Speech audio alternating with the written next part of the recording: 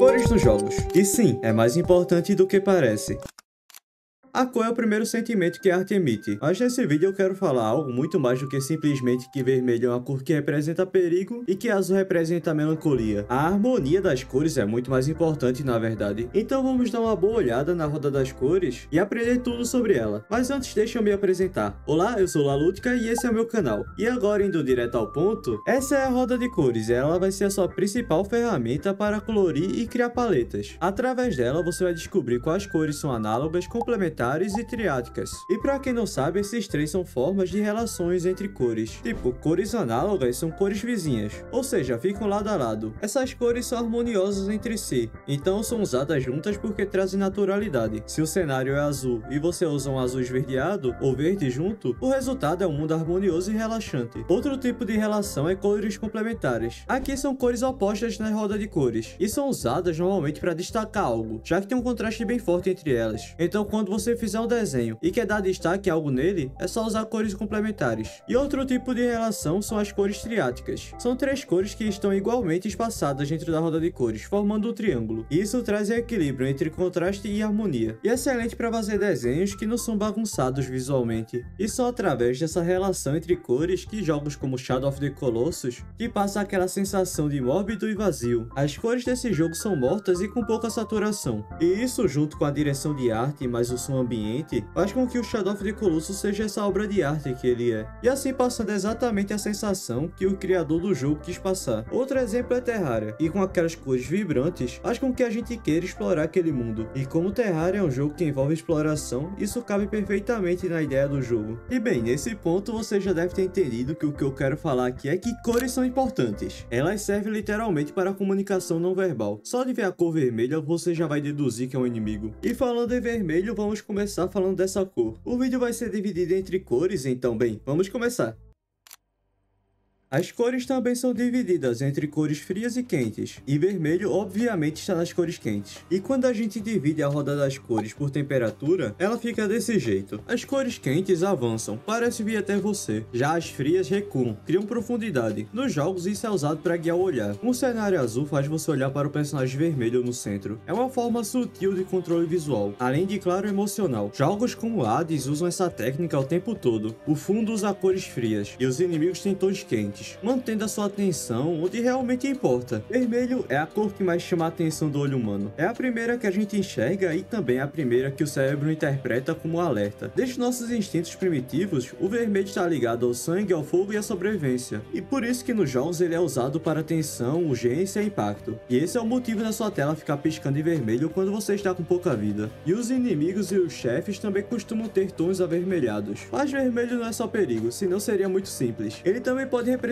paixão, poder e vida. Depende da saturação e do contexto. Em Doom, por exemplo, o cenário é mergulhado em tons avermelhados, o que faz o jogador se sentir em constante perigo, sempre em movimentação e sempre reagindo, o que combina perfeitamente com Doom, né? Porque ele é basicamente isso. É um boomer shooter de tiroteio frenético. Por vermelho ser representado também como amor e emoção, nós temos jogos como Celeste que o cabelo da protagonista muda para tons avermelhados conforme ela enfrenta seus próprios medos. Tipo, em Pac-Man, o fantasma vermelho, que é o Blink, é o mais agressivo, e o design usa o simbolismo vermelho para sinalizar que ele é o mais perigoso, e é o que deve ser evitado a todo custo. E em Call of Duty, por exemplo, o ponto vermelho no minimapa é um feedback visual instantâneo que condiciona o jogador a já saber que tem um perigo à espreita.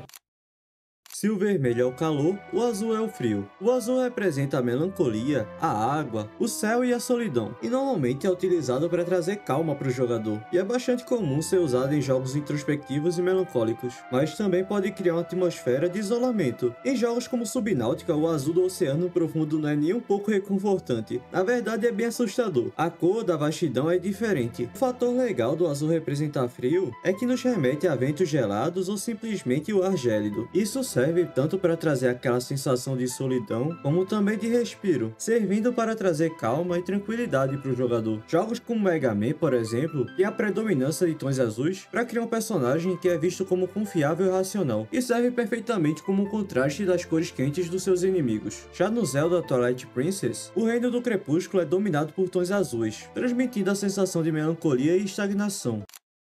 Amarelo é a cor da luz e da descoberta. É uma cor que chama atenção, mas sem pesar tanto igual vermelho. Ela não vai te trazer sensação de perigo. E nos jogos ela costuma ser usada para guiar o jogador. A famosa tinta amarela. Mas é muito mais do que isso. São pequenas indicações de onde ir e do que observar. E o amarelo até que pode quebrar a imersão do jogo sim. Mas ele garante que o jogador não vai se sentir perdido. Em Mirror Edge, o amarelo é usado de forma extrema, para indicar o caminho que a pessoa tem que seguir. Os objetos que são interativos e tudo mais. E tudo do jogo é retirado para que esse seja o único ponto de foco, transformando a cor em uma mecânica do próprio parkour. Já em Borderlands, o amarelo é usado para indicar loot de alto valor. É uma recompensa, afinal de contas, o amarelo também é ligado ao ouro, ou seja, a tesouros. Isso explora a psicologia da recompensa, associando a cor mais brilhante à dopamina da descoberta. E a esse ponto do vídeo, vocês já devem ter percebido que eu não estou falando de nenhum jogo monocromático. Isso porque eu quero mostrar que as cores não precisam ter 100% de destaque. Um exemplo disso é a regra 60-30-10. É uma regra utilizada em filmes, mas bem, se aplica a tudo que existe de arte, sites, jogos, desenhos e tudo mais. Essa regra implica que quando você for dirigir uma cena, para ela ser bem executada, ela precisa ter um certo padrão de cores. Ela precisa ter 60% de uma cor dominante na cena, 30% de uma cor secundária e 10% de uma cor complementar, uma cor que gere destaque. Essa regra se aplica a quase todos os conceitos artísticos e funciona muito bem, mostrando que tanto 60% quanto 10%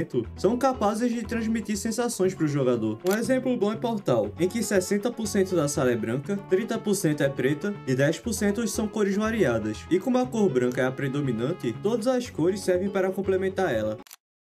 O roxo é a cor da transição, é a mistura do vermelho com azul, e por isso ele é intrinsecamente ligado ao mistério, à magia e à corrupção. O roxo, quando é saturado, ele brilha como se fosse magia, mas quando ele é desaturado ou muito escuro, ele simboliza a sombra. Em jogos como Hollow Knight, Ori e Destiny, eles são usados para simbolizar elementos místicos e sonhos. Final Fantasy mesmo, o roxo é tradicionalmente usado para representar magia negra. Mas uma coisa mais interessante do roxo, em oposição à cor amarela, que é usada como luz, iluminação e tudo mais, roxo é usado como escuridão, até porque é muito difícil se usar preto para fazer coisas escuras, por mais contraditório que seja. Muitas vezes para o jogador o design quer mostrar algo no escuro, ou que se passa durante a noite, só que se usar preto, o jogador não vê nada, e por isso o roxo é a solução ideal, pois permite o jogador ver e ainda assim consegue passar a sensação de escuridão para o jogador, e por isso você vai ver tantos cenários à noite sendo representado pela cor roxa. E no caso de pixel art, por exemplo, a cor preta normalmente é utilizada para fazer contornos. Então se você for fazer sombra com a cor preta, vai ficar algo muito bizarro. E por isso é utilizado o roxo. Talvez isso se aplique a desenhos à mão também. Mas eu sou péssimo nesse estilo, então realmente não faço a menor ideia. Se você desenha, por favor, coloca nos comentários.